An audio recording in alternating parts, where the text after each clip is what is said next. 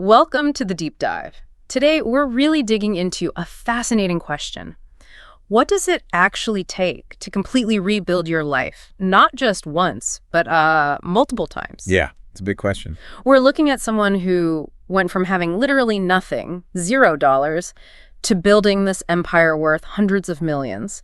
And it's way more than just a surface-level success story. Absolutely. Much deeper. It's about this raw, almost brutal kind of discipline, a profound emotional reinvention, and, learning to master failure, not just fear it. Right. Using failure. Our subject today, of course, is Will Smith. So what's the first thing that pops into your head when you hear Will Smith beyond that public persona we all think we know? Well, it's true, host. Everyone knows the name Will Smith. He's the Grammy-winning rapper, right? The global box office king, the guy with that infectious, always-on, seemingly effortless smile. It's effortless, yeah. But what we're really aiming to do in this deep dive is pull back the curtain on the unseen blueprint behind that global icon status. Our mission today is to uncover the deep strategies, the radical mindset shifts, and maybe most importantly, the often hidden emotional battles of a man who has reinvented himself not once, not twice, but an incredible 5 times over his career. 5 times? That's a lot. It is. We're going to try and dissect that evolution brick by brick, if you'll pardon the upcoming pun. Okay, I see where you're going. Absolutely. Right. And it's quite a journey when you lay it out. Think about it. How did he manage to navigate that crushing IRS debt? Yeah, nearly $3 million.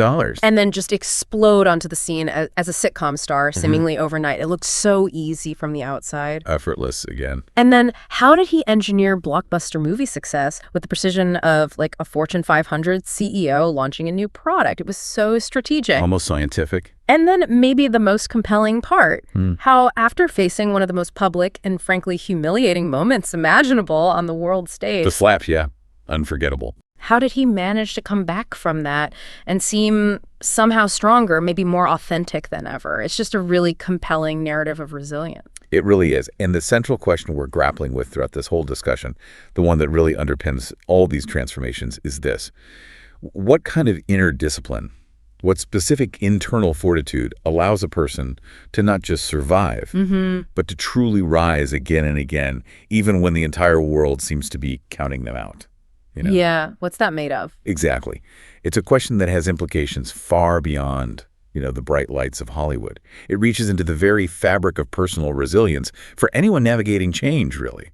Okay, let's truly unpack this then, because the beginning of Will Smith's powerhouse story, his true unexpected origin, it didn't start in the glitz of Hollywood, not even in a recording studio. No, not at all. It began somewhere far more ordinary, almost gritty. Outside a modest family-owned shop in West Philadelphia. Right back at the start. No cameras rolling, no cheering fans, just a young 12-year-old boy, a dilapidated wall, and a father who had this very specific, almost brutal philosophy. Yeah. That pain and persistence could be the greatest teachers. What's truly fascinating here is the sheer simplicity and almost primal nature of the task he was given. His father, an ex-military guy, incredibly strict demeanor. You can picture it. He didn't just ask them to fix a loose brick or patch a hole. He literally knocked down the shop's entire front wall himself, just demolished it. Wow. Then he turned to young Will and his younger brother Harry and gave them this stark, unwavering order. You're going to build it back, brick by brick. Up like that? As kids. Just like that. Yes. Imagine being a kid, 12 years old, getting that kind of command. It wasn't some abstract life lesson discussed over dinner, right? Oh, boy. It was a physical, demanding, almost Sisyphean chore. And it would fundamentally define his early understanding of work, commitment, and what it truly takes to accomplish something significant, something real. And it wasn't a quick fix, right? Not even close. This wasn't a weekend project, not even a summer job they could just power through. No, this was an epic. The grueling process stretched out for an astonishing 417 days. 417. Just think about that. More than a year of their young lives dedicated to this single repetitive task. Picture the summer sun beating down, the blisters forming, the sheer monotony. The boredom must have been intense. Day after day, chipping away at their resolve. Think of the autumn rains, the bitter cold winter mornings, still out there mixing mortar with, numb hands. Laying real bricks. Yeah. not metaphorical ones. Actual heavy, rough bricks. They had to mix the mortar, lift each block, and then, with painstaking attention, align each one as perfectly as they could. And no audience. No cheering audience, no Instagram stories documenting their progress, right? Just the raw materials, concrete, the calluses forming on their hands. Yielding up, yeah. And a father who simply would not tolerate shortcuts. No excuses. They worked until their hands bled, sometimes literally falling asleep on the way home from exhaustion. Just an absolute grind, total grind. Total grind. And that's the core of the revelation that came years later. Smith admits that at the time he was furious, utterly frustrated. He couldn't grasp the point of it all. You wouldn't as a kid. No. It seemed like senseless, endless labor.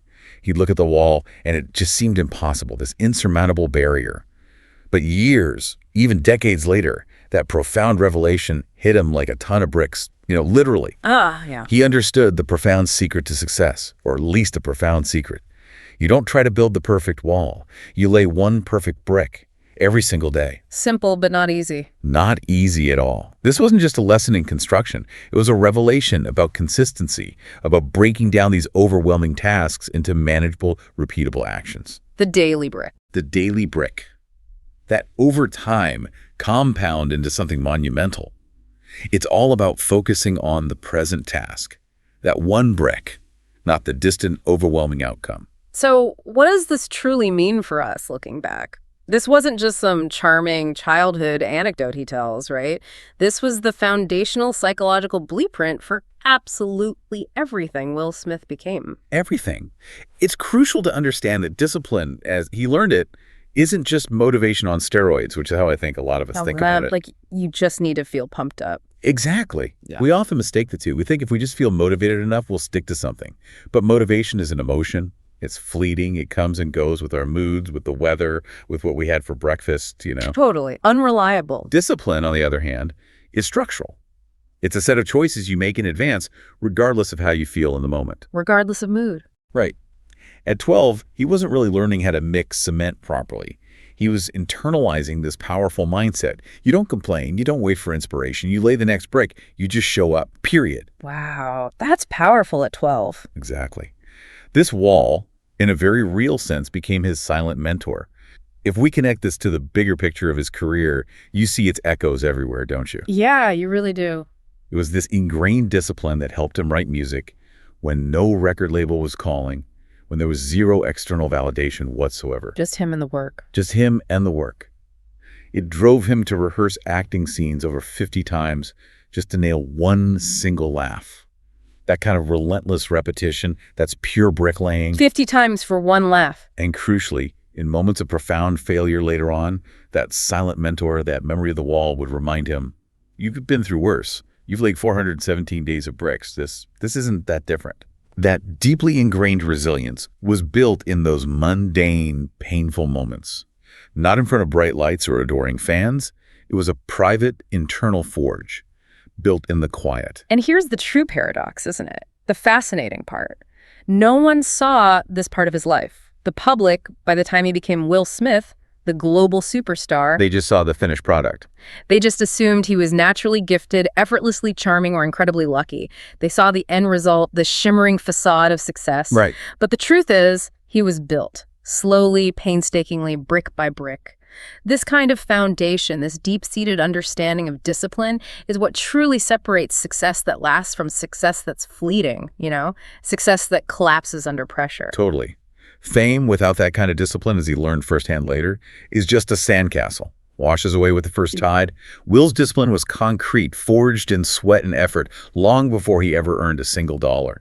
It's the invisible groundwork. So important. And for you, listening right now, if you're aiming for a significant future, a future where you build something substantial and lasting in your own life or career, you don't start with a grandiose vision board, as tempting as that might be. Guilty. We all are. You start with one brick. This raises an important question, maybe. What's the brick you've been avoiding lately in your own life or work? Ooh, good question. Is it that difficult conversation you need to have? The 5 minutes of meditation you keep skipping? The single page you need to write? Are you maybe mistaking the entire monumental wall you want to build for the daily, often unglamorous work that's required? Focusing too far ahead. Exactly. Or are you ready to begin one day, one perfect bite at a time, knowing that consistency is the true secret? That idea of foundational discipline really did shape him, but ironically, his next big challenge wasn't about building a physical wall, but about rebuilding from a different kind of collapse entirely, a crushing financial one. Yeah, the pendulum swings. So, with that rock-solid discipline forged in childhood, you'd think he was set, right? Invincible. But by 1990, Will Smith had already tasted massive success. He was just 20 years old. So young. A Grammy-winning rapper, a platinum-selling artist with the stage name The Fresh Prince. From the outside, it looked like he had absolutely made it. Game over. Living the dream. But here's where it gets really interesting, because behind that smiling, successful facade, Smith was unraveling. Fast. It's such a classic, almost predictable tale, isn't it? Rapid fame meeting absolute financial naivete. You see this so often with young stars who hit it big quickly. All the time. Flush with newfound money, he made every single classic mistake in the book. Lavish, uncontrolled spending, taking poor self-serving advice from people around him. Yeah, the hangers-on. And absolutely zero tax planning whatsoever. He truly didn't understand the long game of financial stewardship. Not at all. So what happened? Well, by 1989, he found himself staring down the barrel of a nearly $2.8 million debt to the IRS in back taxes. Wow, $2.8 million. At 20. An absolutely staggering amount for anyone, let alone a 20-year-old. The government didn't pull punches. They moved swiftly to seize his possessions. Cars, jewelry, his very income streams, all gone. Just like that. Overnight. The Fresh Prince was flat broke, stripped of everything. And this is often where many stories simply end, right? Where people give up, fade away from the public eye. Yeah, become a cautionary tale. Exactly. Yeah. But Smith didn't collapse. He engineered his second reinvention. He had to. Okay, so how did that reinvention begin? Where did he go from rock bottom? It was through an unlikely, almost desperate opportunity. A truly last-ditch effort, really. Okay. In what he describes as an act of pure desperation. His then-girlfriend practically dragged him, and he says he was extremely reluctant, to a taping of the Arsenio Hall show. Arsenio, wow, blast from the past. Right. He went not because he wanted to, but because he was just out of options, trying anything. And there, by sheer chance, or maybe fate, he had this chance encounter with a music executive named Benny Medina. Benny Medina. And Medina had an idea, a sitcom concept based loosely on his own life. A street-smart kid from the rough parts of the city suddenly living with wealthy relatives in ritzy Bel Air. The Fresh Prince of Bel Air concept. Yeah, born right there. Pretty much. Now, NBC, the network, was understandably skeptical about casting this unproven rapper who had zero acting experience. Zero. Makes sense. Risky. And honestly, so was Smith himself. He'd never acted a day in his life, had no aspirations to. But what's fascinating here, and truly a profound lesson, is the motivation that drove him. What was it? Desperation. As it turns out, desperation is a powerful, often overlooked motivator. More powerful than passion sometimes. Sometimes, absolutely. He accepted the role, not because he believed he was an actor, or because it was his deepest passion, or even because he truly wanted to be an actor. He did it for one simple, brutal reason. He was broke. Just needed the paycheck. He needed money to pay off the IRS. It wasn't about artistic fulfillment at all. It was about survival. Pure and simple. And just like that, The Fresh Prince of Bel Air premiered in September 1990. Within weeks, it wasn't just a show. It became this genuine cultural phenomenon, right? A true sitcom classic that resonated with millions. Huge. Instantly huge. But while America was laughing at his antics on screen, Smith was literally physically working to buy back his own life, to claw his way out of that financial hole he dug. Clawing his way out is right. He agreed to have a staggering 70% of his salary automatically garnished by the IRS for the first 3 seasons of the show. 70%. Can you imagine? No. Think about that level of commitment and the constant reminder every paycheck of his past mistakes. He wasn't just performing, he was earning back his freedom, his financial stability, brick by financial brick every single week. Yeah, it was his real-life penance playing out on primetime television. Absolutely. And the deeper truth of his approach during this period is truly profound, and it goes right back to that bricklaying discipline we talked about. How so? He didn't just survive his financial disaster. He studied it. He used it as fuel. Every line he delivered, every punchline he landed was a brick in this new desperate wall he was building. This wasn't about fame anymore. It was purely about redemption and rebuilding his foundation. Driven by necessity. Totally. And what's particularly stunning is his approach to acting in those early days. He famously admitted to memorizing not just his own lines, but everyone else's lines on set. Seriously? Why? If you watch early episodes, you can actually see him mouthing other actors' dialogue sometimes. Yeah. It's a classic rookie mistake, yes, but one born of intense, almost pathological over-preparation. Wow. It revealed his drive wasn't just to be good, but to be absolutely flawless. Yeah. Precisely because the stakes were so incredibly high, he knew this was his one shot, probably. His only way out. And he wasn't leaving anything to chance. He was performing for his financial life, literally. That second reinvention, it teaches us such a powerful, maybe counterintuitive lesson, doesn't it? It kind of flies in the face of a lot of modern self-help advice. How do you mean? Well, most people, or at least the advice we often hear, is to wait for passion to strike before taking action. You have to feel perfectly aligned with your deepest desires. Right. Follow your bliss. Exactly. Will Smith acted out of pure, unadulterated urgency. He didn't chase a dream that was perfectly aligned. He built one because his back was literally against the wall. Necessity was the mother of invention and career. Totally. He didn't need inspiration or emotional alignment. He needed income, and that was enough to get him moving. Sometimes reinvention doesn't look like a glamorous breakthrough or some moment of spiritual awakening. Sometimes it looks like survival. It looks like bare-knuckle survival. Your next chapter might not be what you immediately love or desire, but what saves you, what pulls you out of a difficult situation. And here's the thing. Eventually, you might just fall in love with the thing that saved you. That happens all the time. That's the truth of many successful careers. Absolutely. So this raises an important question for you, our listener, who might be feeling stuck or waiting for that perfect moment of clarity. Are you waiting for the perfect, undeniable passion to appear before you start something new, before you make that scary career change or take that leap? Waiting for the sign. Right. All right. Or is there maybe an unexpected path, an unglamorous opportunity right in front of you that could fundamentally change your life, that could save you from a current difficult situation? If you're only willing to start, even if it feels like a path of survival rather than pure passion. Even if it's not the dream job yet. Exactly. Sometimes the most important steps are the ones born of necessity, just getting moving. Okay, all right, let's talk about his third reinvention, blockbuster logic. This is a big shift. Huge shift from sitcoms to global domination. By the late 1990s, Will Smith had already successfully rebranded himself once, right? From broke rapper to beloved sitcom star, he was a household name, loved by millions. Everyone knew the Fresh Prince. But he was smart enough and definitely strategic enough to know that sitcom fame, no matter how bright, has a shelf life. It fades. It does. Typecasting is real. He understood that he couldn't just be a nostalgic face on reruns forever. He wanted more. Much, much more. He had bigger ambitions. He set his sights on this incredibly audacious, almost arrogant goal to become the biggest movie star on the planet. Full stop. Capable of opening films globally. And this wasn't just a metaphor or some, pipe dream he talked about. It was a measurable, quantifiable goal. Like a business target. Exactly. And he approached it with the rigorous methodology of a Fortune 500 CEO launching a product designed to dominate global markets. How did he do that? While other actors were waiting for that perfect artistic script to land in their lap, or maybe chasing critical acclaim, Smith, alongside his longtime manager and close friend, James Lasseter. Lasseter, right. Key partner. They did something radically different.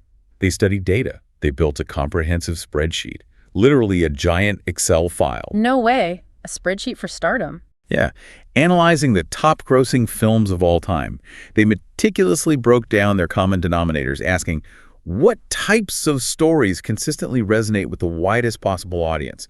What themes cross cultural boundaries? What elements guarantee massive box office returns? What did they find? They found consistent patterns. Sci-fi themes were big, incredible special effects mattered, narratives centered around global conflict often worked, and audiences loved a universal hero with, crucially, family-friendly values. Okay, so they identified the formula. This wasn't just a list. This became their precise, almost scientific blueprint for guaranteed success. They were literally reverse engineering stardom. Wow, and the blueprint worked. I mean, it really worked. With astonishing precision, it led to an absolutely unprecedented streak of commercial dominance in Hollywood that few, if any, actors have ever matched. Give us some examples. Okay, we're talking about films like 1996's Independence Day. Huge. Raked in $817 million worldwide, catapulted him to global fame. Massive. Then 1997 saw Men in Black bring in $589 million, cementing his comedic action hero status. iconic role. Even when he dipped into more dramatic territory with 2001's Ali, which earned him that Academy Award nomination. Which was a big deal for him. Huge. He still had an eye on the bigger picture. Then came 2007's I Am Legend with $585 million and 2008's Hancock with $629 million. Just hit after hit. The numbers are staggering. To put it in perspective, from 2002 to 2008, 8 of his consecutive films each grossed over $100 million just at the U.S. box office. Yeah. 8 in a row. That's insane consistency. That's a streak rarely, if ever, matched in modern cinema. It just showcases a truly deliberate, calculated strategy, not luck. What's truly fascinating here, and maybe often overlooked by the public who just see the charisma, right, is that Will Smith wasn't just acting, he was executing this meticulously crafted business model. Exactly. He wasn't picking roles purely based on artistic merit alone, though some had that too. He was building a portfolio of films, much like a shrewd investor or a corporate strategist carefully diversifying assets. A movie portfolio. Yeah. Each film had to meet this rigorous set of criteria. Global relatability, could it play in China as well as Kansas? Clear franchise potential, could there be sequels? Smart. A strong moral arc with emotional resonance that audiences could connect with. And crucially, enough room for his signature blend of comedy, vulnerability, and spectacle. The Will Smith formula. It was a calculated, strategic approach to stardom that treated film not just as art, but as a global product. He literally became the CEO of his own brand. Brand Will. The invisible hard work behind that dazzling charisma is what really gets me, though. On screen, he made it all look so effortless, didn't he? Completely effortless. The infectious smile, the swagger, the quip jokes, the dramatic intensity when needed, it just flowed. But behind that apparent ease was an incredible amount of engineering and relentless effort. We're talking a relentless preparation. Like what? Hours of rehearsal, demanding multiple retakes until it was perfect in his eyes. Serious dialect coaching for roles like Ali, where he had to master not just a complex accent, but the boxing movements too. Right, the physical transformation. He even once described reading an entire 300-page script aloud, over and over, not just to learn lines, but to memorize the emotional pacing and the rhythm of the dialogue. Yeah. The musicality of it. Wow, that's dedication. The irony is, his true gift was making hard work invisible, making it look natural. Yeah. But don't be fooled. Every single smile, every scene, every contract was designed and executed with precise purpose. Nothing left to chance. So this reinvention, unlike the last one, which was driven by fear of financial ruin. Right, desperation. This one was driven by clear, deliberate intention to dominate, to build an empire. And he did, scientifically almost, by treating his career like a business, not just a creative pursuit. Which raises an important question for your own life and career, listening out there. Yeah. Are you approaching your work like an artist waiting for inspiration, hoping a muse will strike and success will magically appear? Crossing your fingers. Or are you operating more like an architect, meticulously planning, analyzing, building something that is designed to last, designed for a specific impact, much like Smith did with his film career? Architect versus artist. Interesting frame. The difference in outcome, as Smith's career clearly shows, can be absolutely monumental, that strategic approach. Yeah. Undeniable results. Okay, now let's shift gears dramatically to what is perhaps the most defining and certainly the most public reinvention of his life, the slap. Yeah, the moment everything changed. March 27, 2022. It was supposed to be Will Smith's crowning moment, wasn't it? He was seated front row at the Academy Awards, dressed impeccably, radiating confidence. Looked like the king of the world. A near lock to win Best Actor for his role in King Richard, a role that finally garnered him the deep critical acclaim he seemed to have chased for years. The respect of his peers. After decades of work, Hollywood was finally ready to hand him its highest honor. But what happened next didn't just make Oscar history. It made global history, watched by millions live. It was a shocking, instantaneous shift. A moment that just froze time for so many people watching. What exactly happened again? Chris Rock, on stage hosting, made a joke about Jada Pinkett Smith's shaved head, a reference to her alopecia. Smith laughed initially. You can see it on tape. Right, I remember that. A seemingly natural, if maybe slightly uncomfortable, reaction. Then almost immediately, his whole demeanor changed dramatically. He walked onto the stage, straight up to Chris Rock, Just walked right up there. and slapped him across the face. Hard. Then returned to his seat, shouting, "Keep my wife's name out your fucking mouth." Twice, with this raw, visceral intensity. Thrilling. The entire room, and indeed the world watching, just collective gasp. It went from shock to stunned silence, and then utter chaos as the broadcast tried to recover. And the fallout was immediate. Oh, overnight. In a matter of seconds, Will Smith transformed from this national treasure, this beloved figure, into a public villain. Within 48 hours, the Academy launched an investigation. He resigned from the Academy. He resigned before they could kick him out. Right. He was banned from attending the Oscars for 10 years. Projects were paused indefinitely, sponsors backed away from lucrative deals, a reputation meticulously built over 3 decades. Gone. Shattered in maybe 30 seconds. The fall was as swift as it was brutal. Just astonishing to watch. But here's the part that maybe few truly understood at the time, and it's absolutely essential to comprehending this next reinvention, right? Yeah, the context is crucial. That slap wasn't just spontaneous rage or a simple loss of temper in the moment. It was, as he later revealed with searing honesty, the eruption of a lifetime of deeply buried pain. Exactly. In his memoir, Will, which was ironically published just months before the incident, talk about timing. Wow, yeah. He revealed this lifelong festering wound. As a child, he had watched his father violently abuse his mother. He described feeling utterly helpless, like he'd done nothing to stop it, feeling like a coward in that pivotal moment. It must leave a mark. Oh, huge. That experience, he says, carved a scar so deep that for decades he secretly labeled himself a coward, just haunted by that memory, that feeling of failure. So his whole career. His entire career, by his own admission, became this elaborate, desperate attempt to hide that perceived cowardice behind layers of charm, performance, perfectionism, and the relentless pursuit of external validation, making everyone like him, proving he wasn't that kid. Wow. So when Chris Rock joked about his wife's medical condition on the world's biggest stage, in front of everyone, something primal, something ancient within Will just snapped. The protector role kicked in, maybe? Maybe. The world saw arrogance, a loss of control. What they didn't see, perhaps, was deeply embedded trauma finally erupting under immense pressure. The weight of that hidden shame. That context changes things, doesn't it? It adds layers. And that's what's so powerful and revealing about his subsequent path to private recovery. After the slap, Smith largely disappeared from the public eye. Went completely quiet. No immediate, carefully orchestrated interviews. No damage control tour designed to spin the narrative or regain public favor. Just silence. And then the slow, excruciating work began. What kind of work? He went into therapy. Genuinely, it seems. Not just for optics or public consumption, but for real, deep, personal healing. He started posting infrequent videos, but they weren't about his career comeback or defending his actions. No excuses. No. They were focused on raw accountability and self-reflection. He didn't justify his actions. He didn't spin them. He simply stated, I'm deeply remorseful, and I'm trying to be better. I'm doing the work. Humble, almost. It was perhaps the first time we truly saw Will Smith not as a performer, not as a carefully constructed character, but as a deeply flawed human man in profound pain, grappling with his own demons and taking responsibility for a monumental public failure. This fourth reinvention, then, it wasn't about chasing money or implementing some new business strategy like the others. No, totally different. This was fundamentally about integrity. The private kind, right? The one that exists without cameras or public approval. It was about facing himself. Facing the man in the mirror. And what's most powerful, I think, is that he didn't rush to return to the spotlight, unlike what you might expect from a celebrity of his stature. Yeah, the pressure must have been immense to fix it quickly. Right. But he took his time.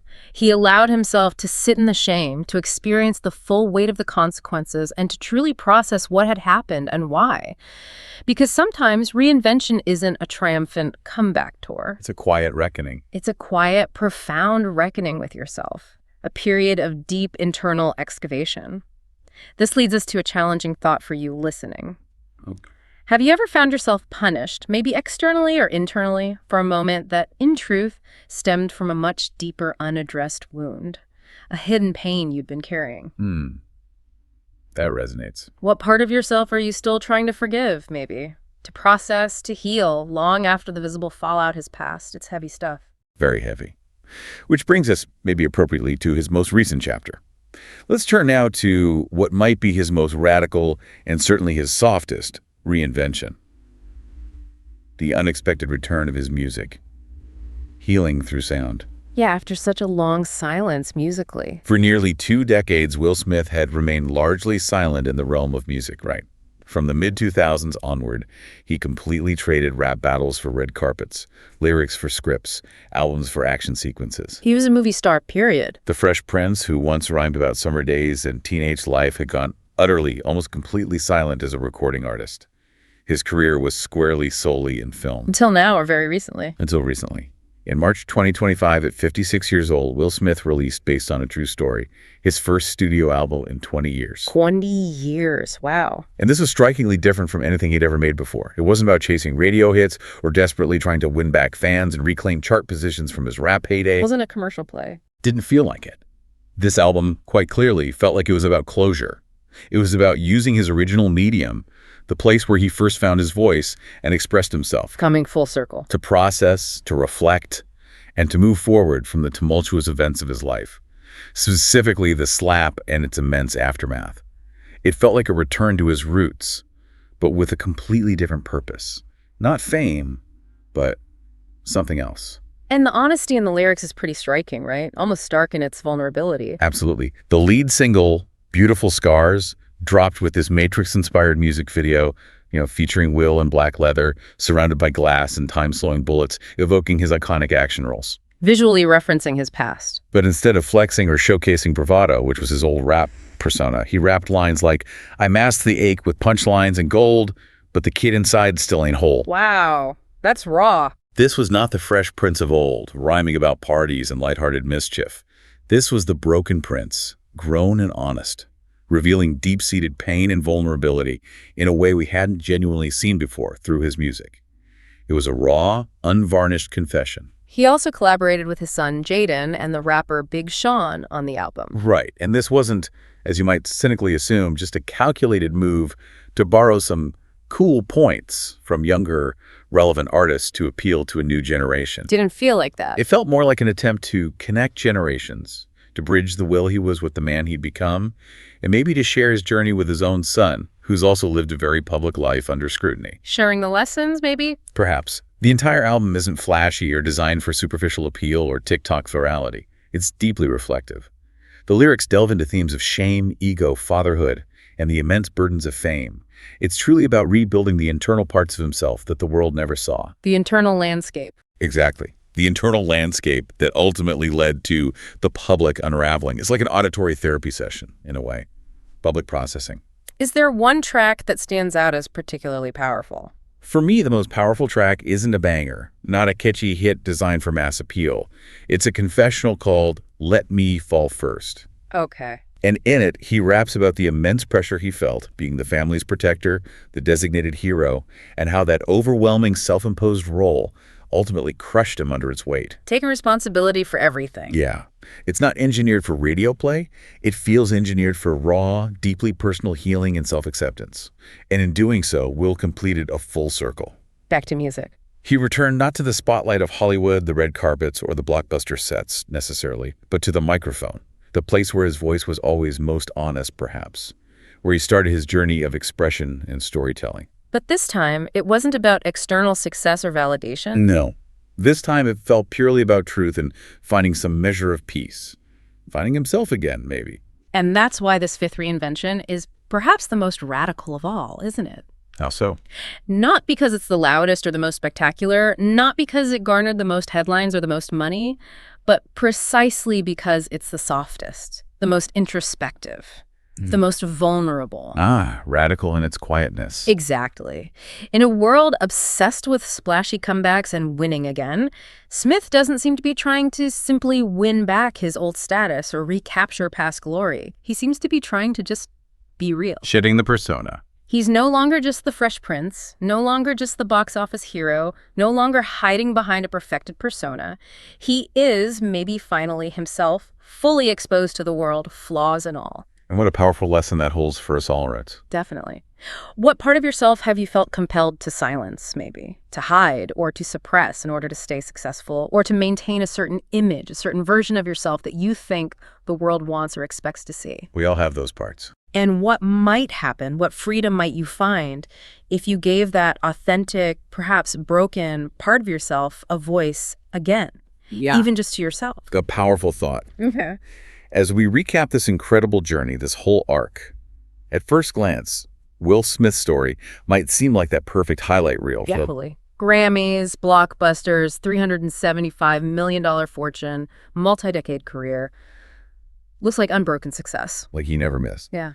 But when you zoom in, when you really look past the surface gloss, what you truly see is not a man constantly winning every single battle or sailing effortlessly through life, No. but a man constantly, relentlessly rebuilding. He's become a master of picking up the pieces and forging something new from the wreckage. Exactly. 5 distinct times he stood at a personal or professional edge, at a precipice where most people would simply give up or fade away. 5 major turning points. He was that broke 20-year-old crushed by IRS debt. He transformed into a beloved sitcom star, but then found himself terrified of being typecast, stuck in comedy forever. The golden handcuffs. He became a film icon and then went on to reverse engineer global success with astonishing precision, like a CEO. Then, the most public fall, he became a humiliated Oscar winner, facing unprecedented global judgment. Rock bottom, publicly. And finally now, a middle-aged man returning to music, not to impress or entertain, but simply to heal, to find some form of peace. It's quite the arc. It really is. And in each of these profound phases, reinvention didn't just spring from ambition alone, though he clearly has plenty of that drive. Undeniably ambitious. It came from much deeper sources. Yeah. It came from pain, definitely, from intense reflection, from careful strategy, yes, but most fundamentally maybe from that rock-solid discipline forged in childhood. Brick by painful brick. Back to the wall. Always back to the wall. What truly makes Will Smith exceptional isn't just his undeniable talent, and he certainly has that in spades, the charisma, the timing, the depth when he taps into it. For sure. It's his sheer willingness to break his own identity when it no longer serves him, to burn the character he's meticulously played for the public, to bury the mask he's worn for decades, and to courageously start again. Even when the world isn't watching or approving, even when they're actively judging him. That takes guts. Real courage. That's the secret no one really teaches you in school or in most business books that preach this smooth, linear path to success, right? Yeah, the straight line up. You won't build a truly remarkable, lasting life by rigidly holding on to one fixed version of yourself, one identity, one skill set. You build it instead by letting go, by risking failure and public shame, by listening deeply to the uncomfortable signals life gives you. The walls that crumble. The debts that pile up, the internal pain that erupts. And by responding to those signals with profound courage. Reinvention isn't some fleeting trend, some buzzword you adopt for a season. It's not a tactic. It's a discipline, a muscle you develop and refine over a lifetime, often born out of necessity and courage, not just desire. So maybe the real currency of success isn't measured in money or fame at all. What is it then? Perhaps it's measured in how many times you're willing to become someone new, to shed an old skin, to evolve beyond a past version of yourself, without ever losing the true essence of who you fundamentally are deep down. Becoming new without losing yourself. It's tricky. Which brings us to a provocative closing insight for you, our listener. Leave them with this. You don't need to be famous. You don't need a $375 million fortune to reinvent yourself. You just need to be honest enough, maybe brave enough, to ask yourself this one difficult question. Is the version of me I'm currently protecting still worth protecting? Oof. That's a tough one. Is the identity serving you or are you serving it? Exactly. We've just walked through 5 incredible reinventions of Will Smith. From that 12-year-old boy laying bricks in silence, learning the hard lessons of discipline, to a 56-year-old man laying down deeply honest verses in search of inner peace, shedding layers and layers of performance. Quite a span. But this isn't just his story. This is about you listening. Because maybe you've hit a wall lately in your own life. Maybe something significant fell apart. Your job, your public image, your sense of certainty. Maybe even your core beliefs about yourself. Life happens to everyone. Maybe you're standing right where Will once stood, feeling broke or ashamed or judged by others or yourself, or simply just tired. Tired of pretending to be someone you're not, tired of carrying a silent wound.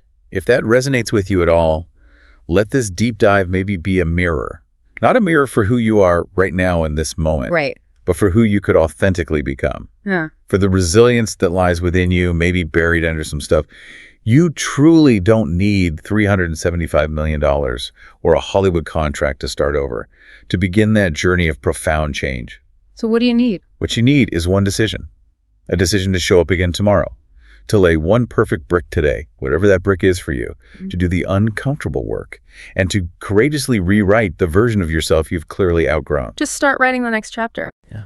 And as you embark on that journey, whenever it starts, remember to be gentle with yourself, please. So important. Real reinvention, deep reinvention, takes time.